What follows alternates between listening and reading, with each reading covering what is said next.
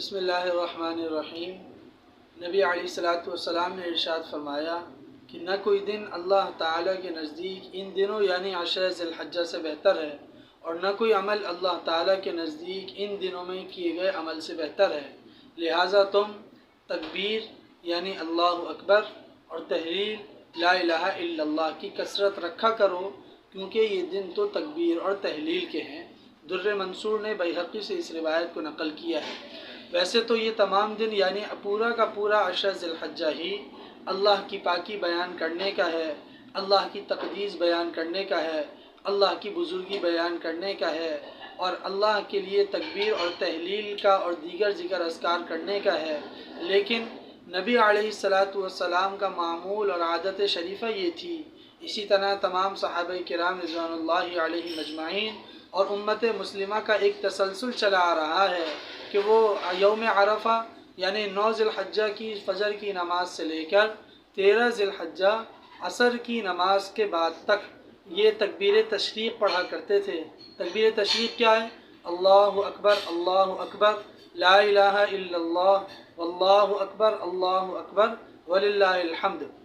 یہ کلمات نبی علیہ الصلاۃ والسلام نے بھی پڑھے ہیں اور نبی علیہ الصلاۃ والسلام کا بھی معمول تھا۔ اسی طرح ساری امت کا معمول رہا ہے۔ جیسے حضرت عبداللہ ابن عباس، حضرت عمر اور حضرت علی رضی اللہ عنہم کی روایت ہے کہ نبی علیہ الصلاۃ والسلام یوم عرفہ یعنی 9 ذی الحجہ سے لے کر 13 ذی الحجہ کی عصر تک یہ تکبیر تشریق اور یہ کلمات پڑھا کرتے تھے۔ اور اسی طرح حضرت علی رضی اللہ عنہ کے بارے میں بھی یہی روایت منقول ہے کہ حضرت علی رضی اللہ عنہ کا معمول تھا، اور سنن بیہقی نے اس کو نقل کیا ہے۔ تو تکبیر تشریق ہر مسلمان کو پڑھنی چاہیے۔ اس کا شریعت مطہرہ نے حکم یہ بیان کیا ہے۔ فقہائے کرام فرماتے ہیں کہ تکبیر تشریق کا پڑھنا واجب ہے، اور ہر مسلمان کے اوپر کہ جو مسلمان فرض نماز ان دنوں میں ادا کر رہا ہے ان سب کے اوپر یہ کلمات کا پڑھنا واجب ہے۔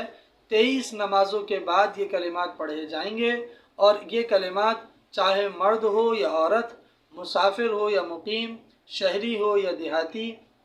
امام ہو یا مقتدی، اکیلے نماز پڑھ رہا ہو یا جماعت کے ساتھ، ہر شخص کے اوپر ان کلمات کا پڑھنا واجب ہے۔ لیکن تھوڑا سا فرق ہے کہ عورتوں کے لیے ان کلمات کو آہستہ آواز سے پڑھنا واجب ہے، اور مردوں کے لیے ان کلمات کو بلند آواز سے پڑھنا واجب ہے۔ اسی طرح فقہائے کرام ایک مسئلہ یہ بیان فرماتے ہیں کہ کوئی شخص اگر ان کلمات کو پڑھنا بھول گیا، فرض نماز پڑھی لیکن ان کلمات کو پڑھنا بھول گیا، تو جب تک نماز کے منافی کوئی عمل نہ کیا ہو، جیسے مثال کے طور پر نماز کے اندر اگر قبلے سے رخ پھر جائے تو نماز ختم ہو جاتی ہے۔ اسی طرح اگر اس نے فرض نماز پڑھی لیکن اپنی جگہ کے اوپر بیٹھا ہوا ہے اور اس کو یاد نہیں آ رہا کہ میں نے تکبیر تشریق پڑھی ہے یا نہیں پڑھی، اور وہ بھولا ہوا ہے، پھر اس کو یاد آ جاتا ہے لیکن وہ اپنی جگہ پر ہی بیٹھا ہوا ہے، تو ایسے شخص کو چاہیے کہ وہ تکبیر تشریق کو پڑھ لے۔ اسی طرح جب تک وہ کوئی نماز کے منافی عمل نہیں کر دیتا، جیسے جان بوجھ کے وضو کو توڑ دیتا ہے، تو ایسی صورت کے اندر جب تک اس نے یہ اعمال میں سے کوئی عمل نہ کیا ہو اس وقت تک وہ تکبیر تشریق پڑھ سکتا ہے۔ لیکن اس میں ایک مسئلہ یہ بیان علماء فرماتے ہیں کہ اگر کسی نے سلام پھیرا اور اس کا خود بخود وضو ٹوٹ گیا، تو اگرچہ یہ نماز کے منافی عمل ہے لیکن اس کے باوجود وہ تکبیر تشریق پڑھ لے، اس لیے کہ یہ کلمات ذکر کے زمرے میں آتے ہیں، اور ذکر کے لیے وضو کا ہونا یہ شرط نہیں ہے، تو تکبیر تشریق کے کلمات وہ پڑھ لے۔ اسی طرح فقہائے کرام ایک مسئلہ یہ بیان فرماتے ہیں کہ اگر کسی مسلمان کی اللہ نہ کرے خدا نہ کرے ان دنوں میں کوئی نماز قضا ہو گئی، تو اب یہ دیکھا جائے گا کہ وہ ان دنوں میں جو نماز قضا ہوئی ہے یعنی 9 ذی الحجہ کی فجر سے لے کر 13 ذی الحجہ کی عصر تک، اگر ان دنوں میں کوئی نماز قضا ہوئی ہے تو وہ ان کو ادا کب کر رہا ہے یہ دیکھا جائے گا۔ اگر تو وہ ان نمازوں کو ادا کر رہا ہے انہی 5 دنوں کے اندر یعنی 23 نمازوں کے اوقات کے اندر اگر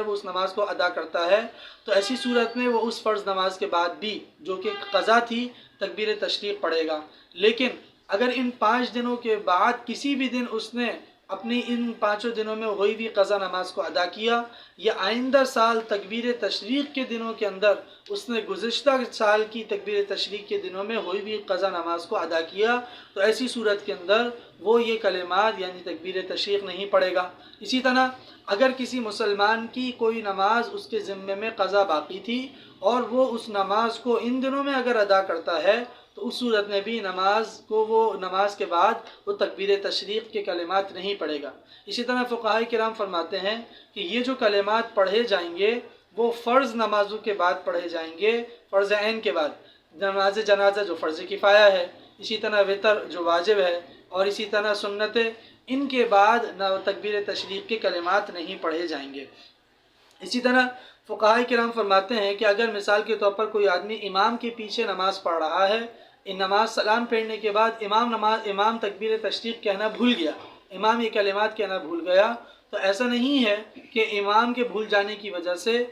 تو مقتدیوں کے اوپر بھی معاف ہو گیا، بلکہ مقتدیوں کو چاہیے کہ وہ یہ کلمات بلند آواز سے پڑھیں۔ اگر کسی شخص نے تکبیر تشریق کے کلمات نہیں پڑھے اور اس نے نماز کے منافی کوئی عمل کر لیا اور پھر بعد میں جا کے اس کو یاد آتا ہے کہ میں نے یہ تکبیر تشریق نہیں پڑھے، تو ایسی صورت کے اوپر اس کے اوپر کوئی قضا ذمے میں لازم نہیں ہے، بلکہ وہ توبہ استغفار کرے، توبہ استغفار کرنے کی وجہ سے اس کا گناہ معاف ہو جائے گا۔ اسی طرح